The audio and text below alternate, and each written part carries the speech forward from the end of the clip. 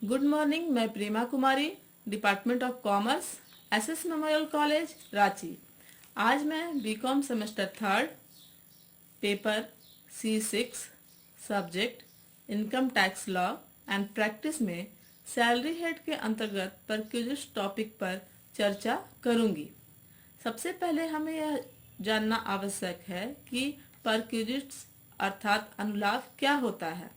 किसी कर्मचारी को अपने नियोक्ता से नकद के अतिरिक्त सेवा या सुविधा के रूप में जो प्राप्त होता है उसे परक्यूजिट्स या अनुलाभ कहते हैं। सामान्य शब्दों में अनुलाभ एक व्यक्तिगत लाभ है जो कर्मचारी को उसके वेतन एवं अलावेंस के अतिरिक्त उसकी सेवा तथा पद के कारण दिए जाते हैं।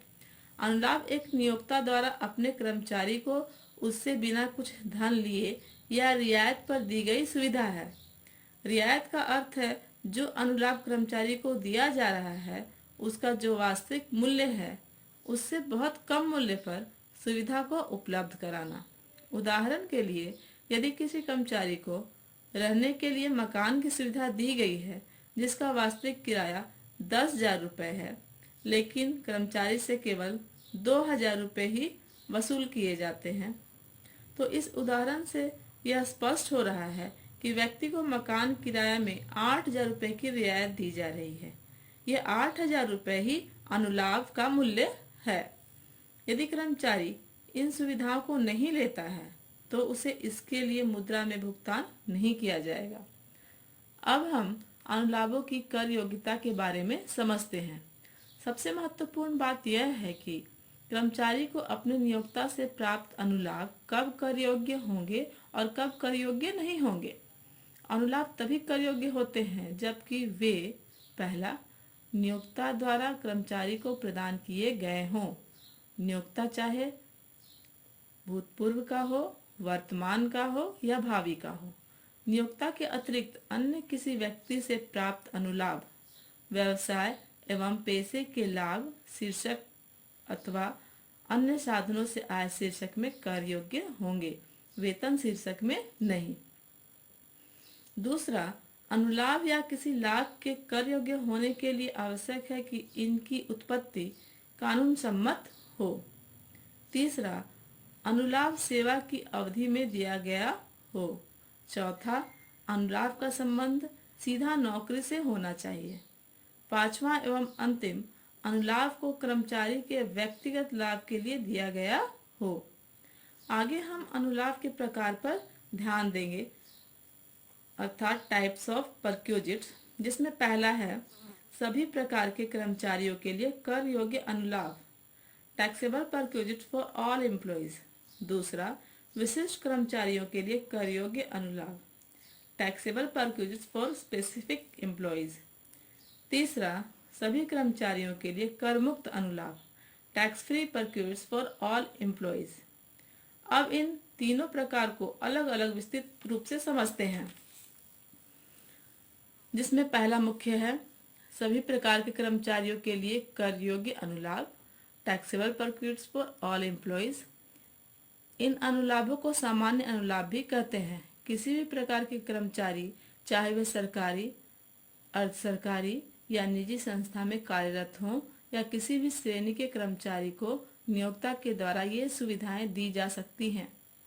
इनका मूल्यांकन आयकर अधिनियम के अनुसार सभी श्रेणी के कर्मचारियों के लिए कर योग्य होगा। ये अनुलाभ निम्नलिखित हैं। पहला, किराए से मुफ्त रहने का मकान, रेंट फ्री हाउस। नियोक्ता द्वारा कर्मचारी को रहने के लिए बिना किराया लिए मकान की सुविधा दी जाती है तो इसका आयकर के प्रावधानों के अनुसार मुद्रा में मूल्य ज्ञात करके वेतन शीर्षक की आय में जोड़ेंगे। दूसरा है रियायती किराए पर रहने के लिए मकान की सुविधा, concessional rent free house. Employ को मकान की सुविधा कम किराया लेकर या कुछ रकम उसके सैलरी में से काट कर भी दी जा सकती है। इसे रियायती मकान की सुविधा कहते हैं। तीसरा, एम्प्लॉय के दायित्वों का भुगतान नियोक्ता द्वारा करना। एक नियोक्ता अर्थात एम्प्लॉयर द्वारा कर्मचारी के ऐसे दायित्वों का भुगतान किया जा सकता है जिसे यदि नहीं करता तो उस खर्च को कर्मचारी को वहन करना पड़ता।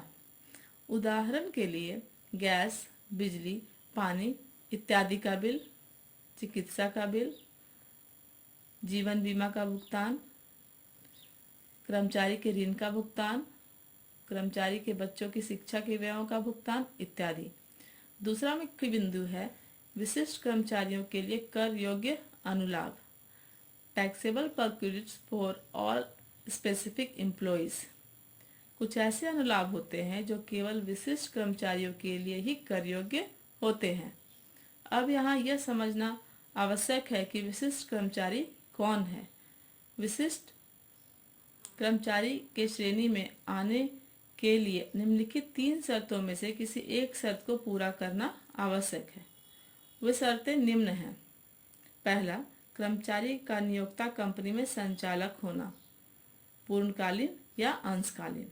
दूसरा, कर्मचारी ने नियोक्ता कंपनी के कम से कम 20% या अधिक क्षमता अंशों को प्राप्त किया हो। तीसरा एवं अंतिम, कर्मचारी को प्राप्त कर योग्य मौद्रिक प्राप्तियों का योग 50,000 रुपये से अधिक हो। इस बिंदु के अंतर्गत आने वाले कुछ अनुलाभ के उदाहरण इस प्रकार हैं, जैसे मोटर कार की सुविधा, घरेलू नौकरों की सुविधा, बच्चों की निःशुल्क शिक्षा की सुविधा इत्यादि। तीसरा मुख्य बिंदु है सभी कर्मचारियों के लिए कर मुक्त अनुलाभ, tax free perquisites for all employees. कर मुक्त अनुलाभ वैसे अनुलाभ होते हैं जिनके मूल्य को कर्मचारी के कर योग्य वेतन की गणना करते समय शामिल नहीं किया जाता है। आयकर अधिनियम के प्रावधानों के अनुसार तथा केंद्रीय प्रत्यक्ष कर बोर्ड के निर्देशानुसार एक कर्मचारी को नियोक्ता से प्राप्त कुछ सुविधाओं के मूल्य को कर्मचारी के वेतन शीर्षक की आय की गणना करते समय शामिल नहीं किया जाता है। ये सुविधाएं सभी प्रकार के कर्मचारियों के लिए पूर्णतः कर मुक्त हैं। इसके कुछ उदाहरण इस प्रकार हैं: medical facilities, refreshment facilities, telephone facilities, conveyance facilities, facility of refresher course, payment of accidental insurance premium, employees contribution in group insurance scheme, education facilities, accommodation in remote area इत्यादि। बच्चों, आज मैंने आपको अनुलाभ की परिभाषा, प्रकार एवं यह कब कर योग्य होता है यह बताया, लेकिन इसका मूल्यांकन कैसे किया जाता है इसके लिए आप अपनी बुक में दिए गए एग्जाम्पल्स को समझकर बनाने का प्रयास करें। उसके बाद प्रश्नों को हल करें। मुझे उम्मीद है कि यह टॉपिक समझ में आया होगा। धन्यवाद।